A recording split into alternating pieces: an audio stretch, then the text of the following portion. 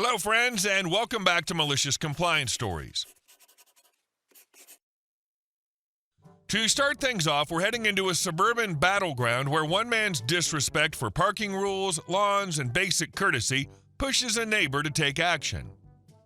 But before we begin, best way to support our channel is to leave comments, like, and subscribe with the turned-on bell so you don't miss the new video every single day.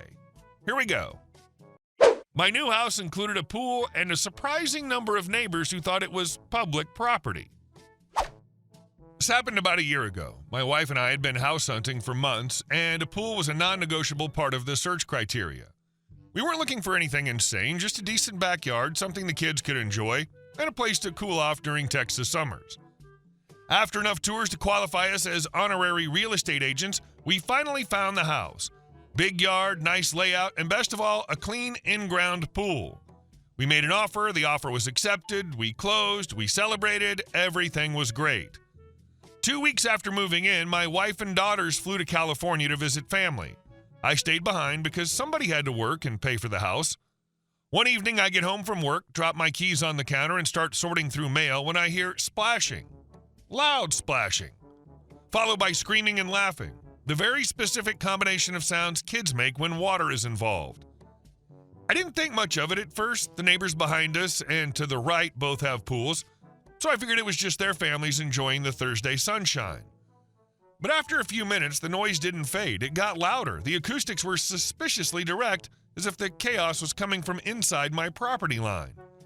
So I stop what I'm doing, wander over to the back window, open the blinds, and there it is, a full-on pool party happening in my backyard, in my pool.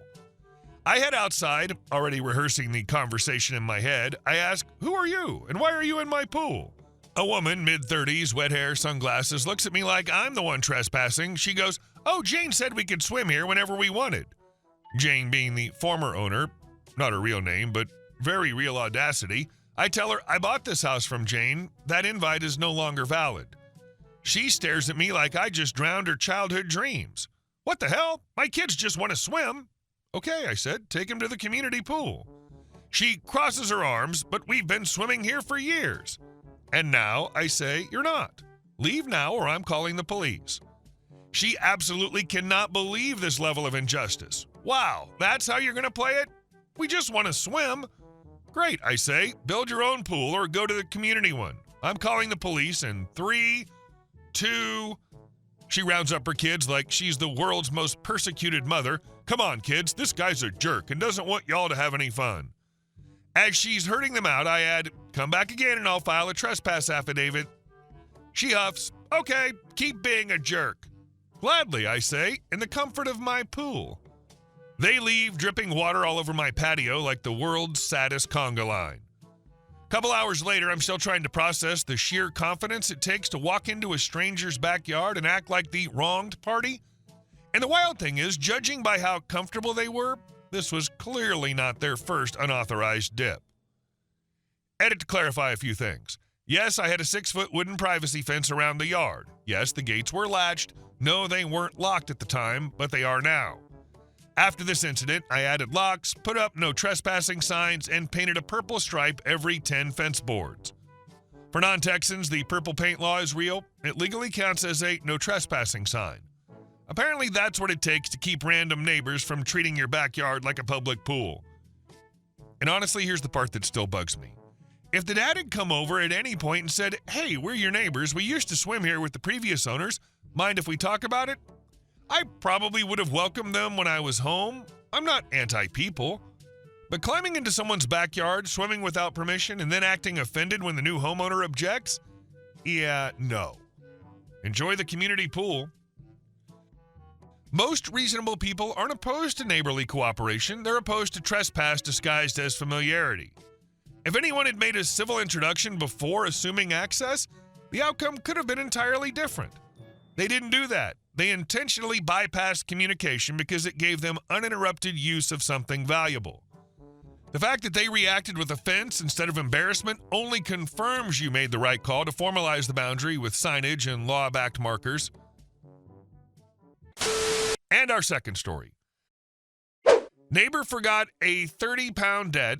I helped him remember with the sound of gravity. every morning at 6 a.m.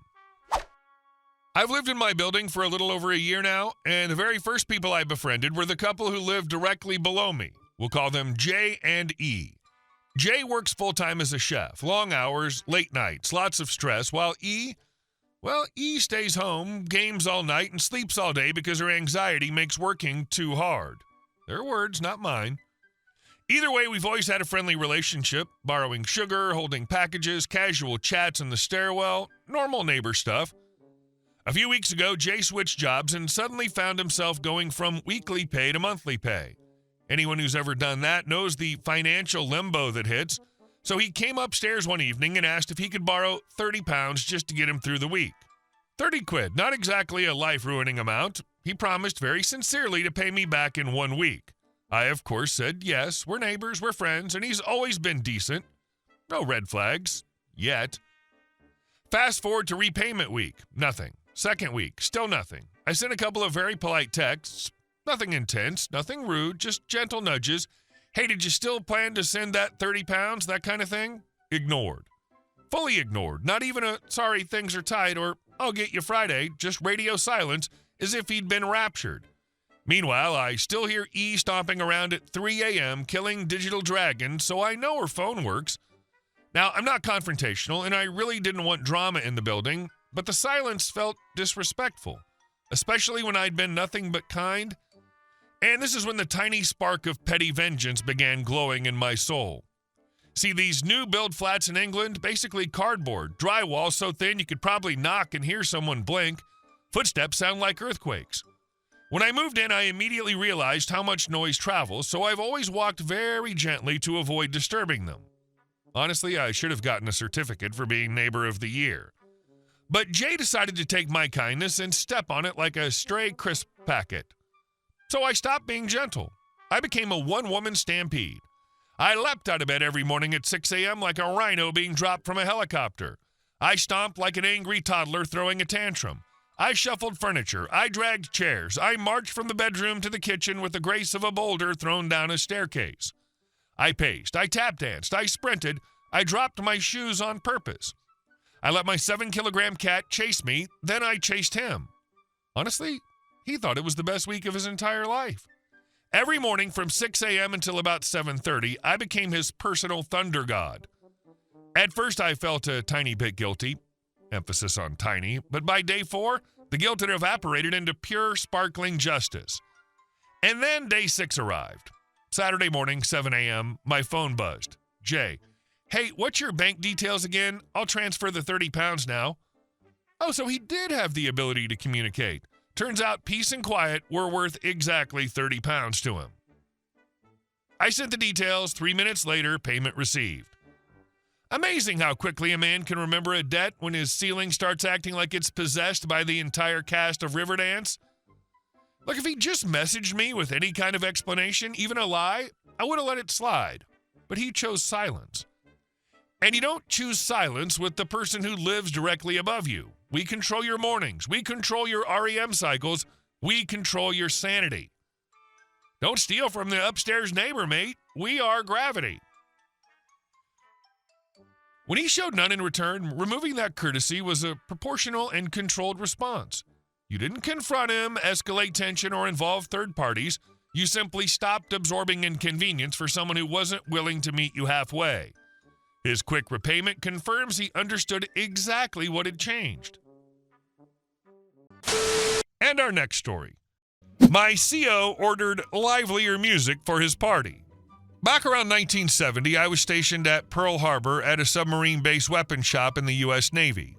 The shop had its own calibration lab, which I, as an enlisted non-commissioned officer, managed. We were all on a 6-day duty rotation that meant I had to be on duty in the shop for 24 hours straight, despite weather, weekends, or anything else that might arise once every 6 days. On this particular Saturday afternoon/evening, I was there on my 24-hour duty day, and as coincidence would have it, my shop commanding officer was celebrating his promotion to Lieutenant JG. Therefore, I was assigned to help set up for the party, which would take place in a large equipment bay, perhaps 50 by 100 feet. The cement floor had to be mopped, waxed, and polished, tables set up, etc. Since the shop PA system equipment was located in my calibration lab, one part of my duties was to plug it into a local radio station playing appropriate music. After completing the rest of the setup work as a finishing touch, I set up the PA system and tuned it to an easy listening radio station suitable for senior officers and their wives. Picture in your mind something similar to the camp PA system in MASH. I then made myself suitably socially invisible for the duration of the party, alone in my lab as the party commenced. A little later on, I found myself in the presence of said commanding officer who ordered me to find a somewhat more lively and with it radio station. I was more than happy to oblige. I turned the radio to the local hippie FM station.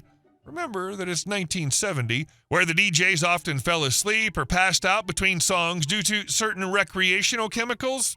But they did play lively music like Santana, Janis Joplin, Led Zeppelin, etc. I then called the radio station, KPOI, whose call letters will forever be etched in my memory, and requested they play the national anthem by Jimi Hendrix. I peeked out of my lab just in time to see a gaggle of naval officers trying to decide whether to stand at attention and salute or come after me with their ceremonial sabers. Cooler heads prevailed, and I was simply asked to find a more suitable station. I did later get a one-on-one with my commanding officer where I pretended to be completely amazed at how everything had gone wrong. Plain dumb and plausible deniability are meant for each other, like peanut butter and chocolate, like beer and pizza, like beer and fishing, like beer and hunting. I like beer. And our last story. When your neighbor acts like he owns the road. I have a neighbor who genuinely seems to view our street as his own personal parking lot. It's a free street with public parking, sure, but this guy takes it to a level that borders on performance art. He owns about 8 or maybe 10, depending on the week, trucks. Not normal trucks either. Work trucks, project trucks, trucks that look like they were abandoned on purpose, trucks that never seem to move but somehow always end up parked directly in front of my house. He treats the curb in front of my home like reserved VIP parking for his fleet. Meanwhile, my own guests end up parking half a block away because Captain Diesel believes in manifest destiny for pickup trucks.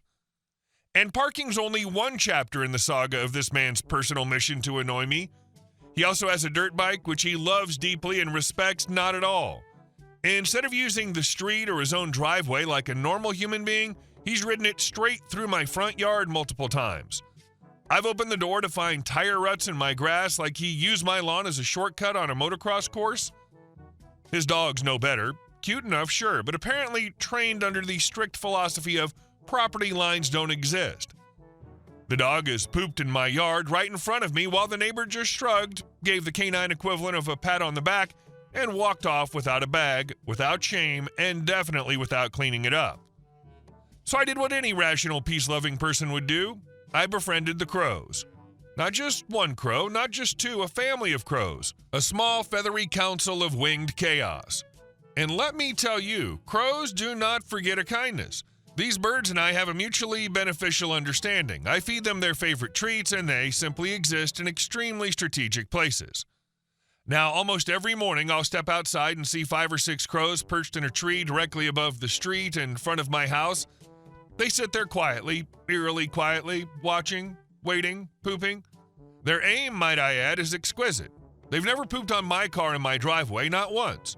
Months of this arrangement in my car is pristine, untouched, blessed even. Meanwhile, that tree's branches stretch over the exact area where my neighbor parks his infinite fleet of trucks. Nature, as it turns out, has a sense of humor. What's even better is that they're subtle about it. They don't scream their heads off like crows usually do. They don't cause a ruckus. They sit like the world's most ominous HOA committee, silently judging the man who treats the street like his dealership overflow lot. And my other neighbors, the ones who are actually pleasant, they're none the wiser. The crows don't bother their cars either. This is a targeted alliance, precision guided by snacks and shared spite. Now, if this neighbor ever figures out what's happening and decides to retaliate, let's just say if you know anything about crows, you know that crossing them means declaring war with a species that communicates, remembers faces for life, holds grudges, and has the numbers to enforce them. In a way, you've created accountability in a place where human systems, courtesy, communication, even common sense weren't working. And the most interesting part is that your neighbor probably has no idea why this keeps happening, which means the solution remains effective without inviting conflict. Hey guys, thank you all for watching the video. I'll see you in the next one.